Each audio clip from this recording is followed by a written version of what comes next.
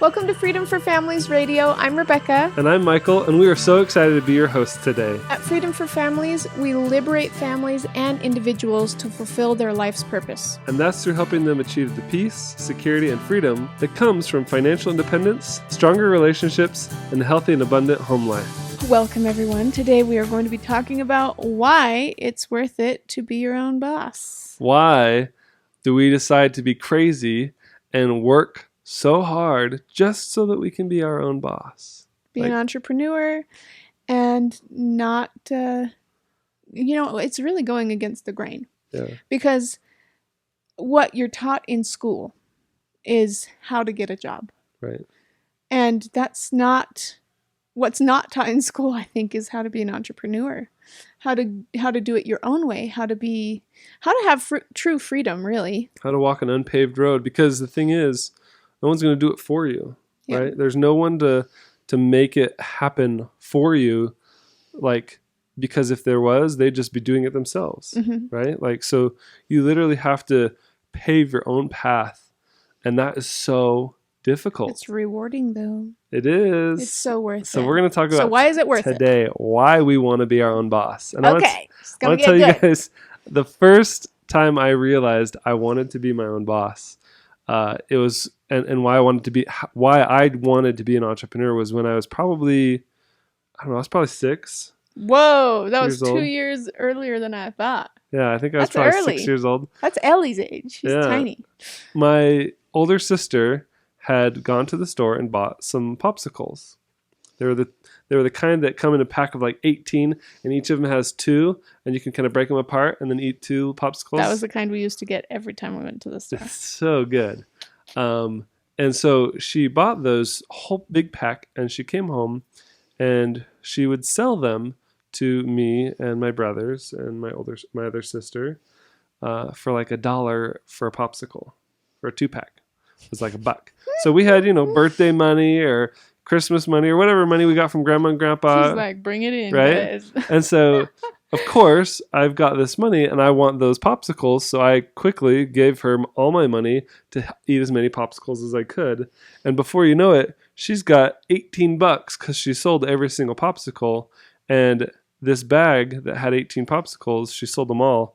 And now that bag only cost her, I think, probably $4. Maybe 5. And so I was like, I bet it was away. more like 2. It might have been even less. Because I'm pretty sure I know the price. It's just flavored water. It is. It's cheap. They are with cheap. Sugar. And so she made bank. She did. And she said, if it costs $5 and I made 18, then the difference, which is $13, is all profit.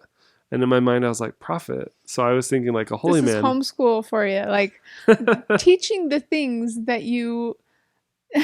So I was you aren't going to learn in school. What? That's so weird. Why do they call it profit? And I remember thinking that's so weird because it's that same word means 2 things. Oh. Anyway, that's besides the point.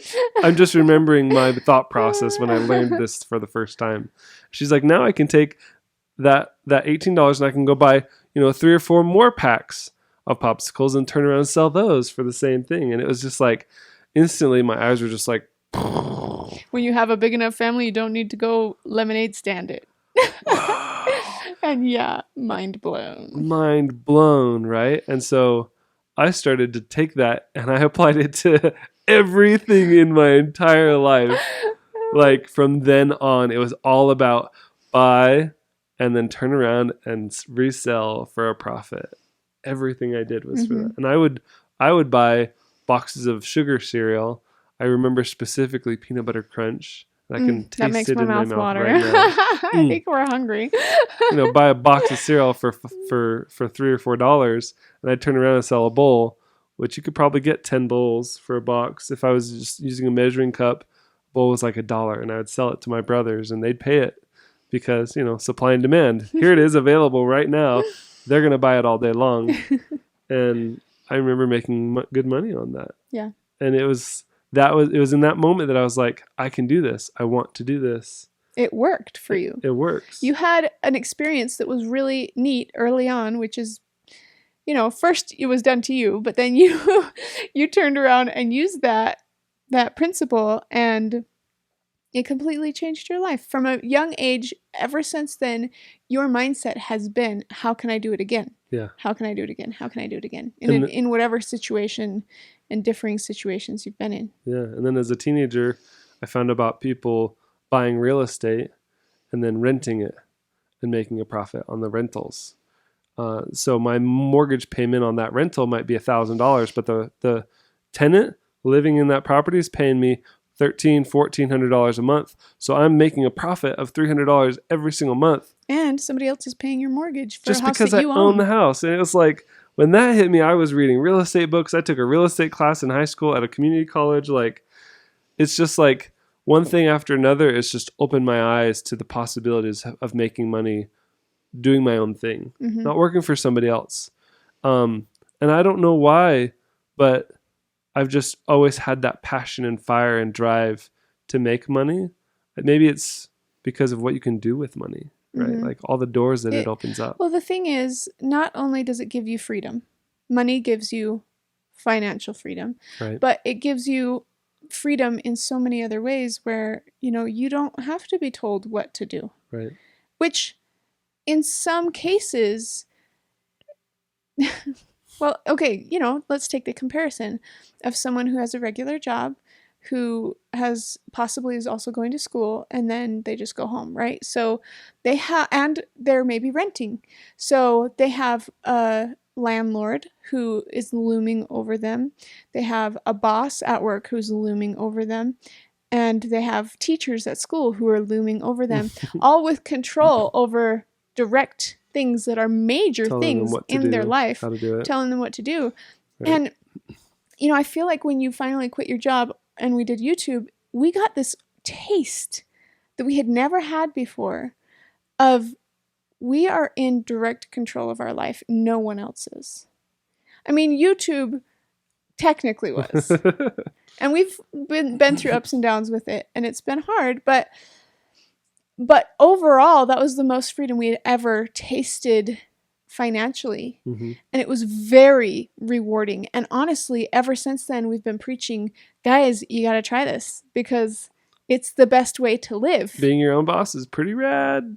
It comes with its own challenges. I think the biggest challenge with being an entrepreneur, being your own boss, is the potential of failure, right? There's no security. There's no guarantee. Mm-hmm. When you're at in some ways, there's more guarantee than in a regular job. It can be, I guess, if It just depends.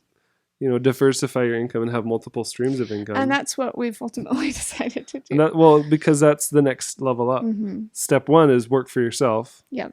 Step 2, make a lot of money. Step 3, diversify your income so that if one thing dries up, you're not left with nothing. Yep. And that's where we're at right now. Mm-hmm.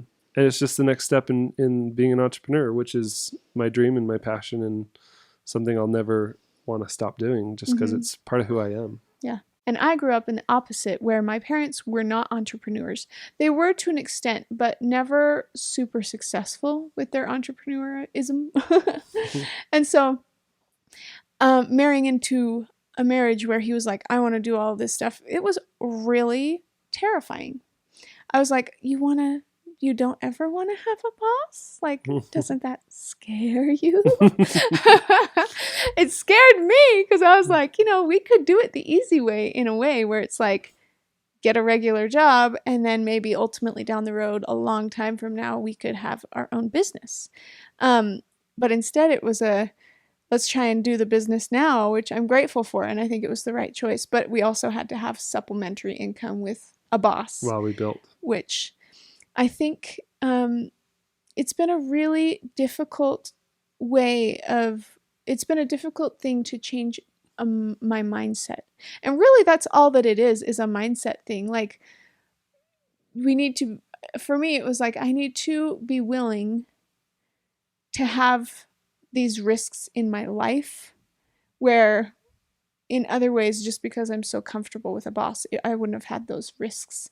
It wouldn't have felt like risk taking, even though in some ways it's more risk taking, because you don't have the control over your own life. And ultimately that's what we learned, is that we don't have control over our own life when other people are taking the risks for us.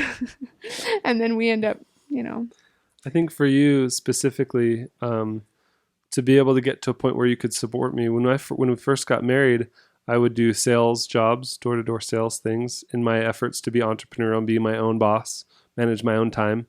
But ultimately, I was failing miserably at those projects. And to come to a compromise, right? Like, she wanted me to be able to live my passion, my dream of being an entrepreneur, but she also wanted me to provide for the family, and I wasn't doing a very good job. We kind of need like food. So the compromise was, you had said, get a real job, work 9 to 5, pay the bills, get us into, a comfortable living situation. Meanwhile, we can work on your entrepreneurial endeavors on the side. And if such a time comes that they become substantial, then you can do those full time. And ultimately, that's the story that unfolded for our lives. But I think that was how you ultimately came around to being okay with it. Yes. It was like, step 1, provide for our family. If that means getting a full-time job, then you have to do that. Because we had done the opposite, where it was step 1, make it work. And it didn't work. So and we had to rely on everyone else. Well, so that's how you came from being uncomfortable with where we were at to being able to support it. Mm-hmm. I had to prove that first we can provide for ourselves, and first we can build the business, and then such a time that it's paying for our bills, then we can do that. Mm-hmm. So, and that's the route that we took. Do it full time and not have to worry about it. So kind of had to baby step our way into it for you. Which ultimately I think was the better choice anyway, absolutely. Because I still had a lot of personal issues that I had to overcome to even get to the place where I could have a successful entrepreneurial business. Because I think a lot of people want to do an entrepreneur business. Like, people want to be their own boss, but they don't have the skill set or the discipline, to be able to make it happen. That's a really good point, because I remember back in the day when you were like, I'm going to do it myself. It was, you wanted that, but you really didn't have the work determination, the work ethic to support your dream. Yeah. And so that's really what you're talking about, the hardship that you went through, because it was like, I remember thinking, you want to do that? Well, you better get up off your butt and make it happen. Quit playing video games and go do it. You want that, but it's not just going to be handed to you, Yeah. And now, like, I'll walk in the office and he's just like, typing away, working, and it's just coming more naturally. I think it's really, really been difficult to get to that point, but we're at it. You're at it. It's very, very good. Yeah. Thanks for tuning in today. We appreciate you being here with us every day, and we'd love to see more of you. Come and follow us on Instagram and be part of our community.